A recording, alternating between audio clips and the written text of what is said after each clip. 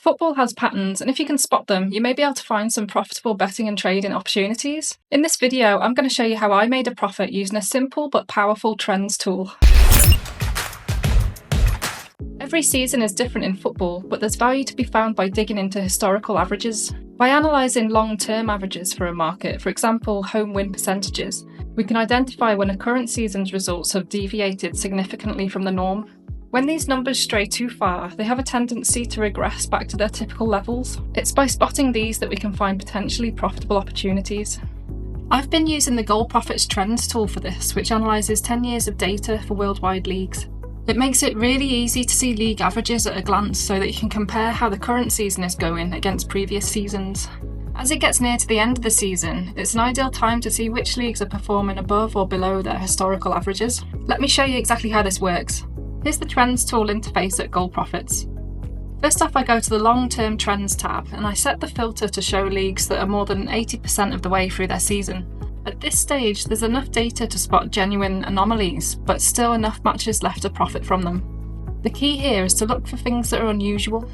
If this season's average is way off from what it normally is, the idea is that there is a good chance it's going to correct itself at some point.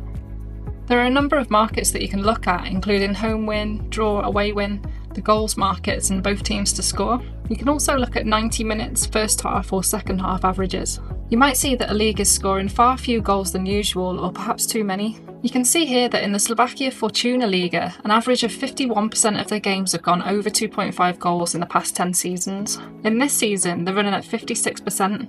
There's a chance that this could come back down closer to the 51% mark, so in that case, backing under 2.5 goals could be an option. However, you can see that they've had a couple of seasons where they had 55 and 56% averages before. It's not a strong enough one for me, so I'll move on. The Romania Liga is currently at an average of 38% over 2.5 goals this season, but again, there've been a couple of seasons previously where they've been close to that. I'm going to move on to the home win market. As you can see, the Greek Super League has an average home win result in 46% of their games. However, in this season, they've only had 37%. It hasn't been as low as this in the past 10 years, with 40% being the lowest. So this looks like an ideal one to get involved with. My plan is to back the home win in Greek Super League matches from now on and see how it goes. I'm not going to take the odds into account or tinker with the selection process in any other way. I'm just going to keep it straightforward.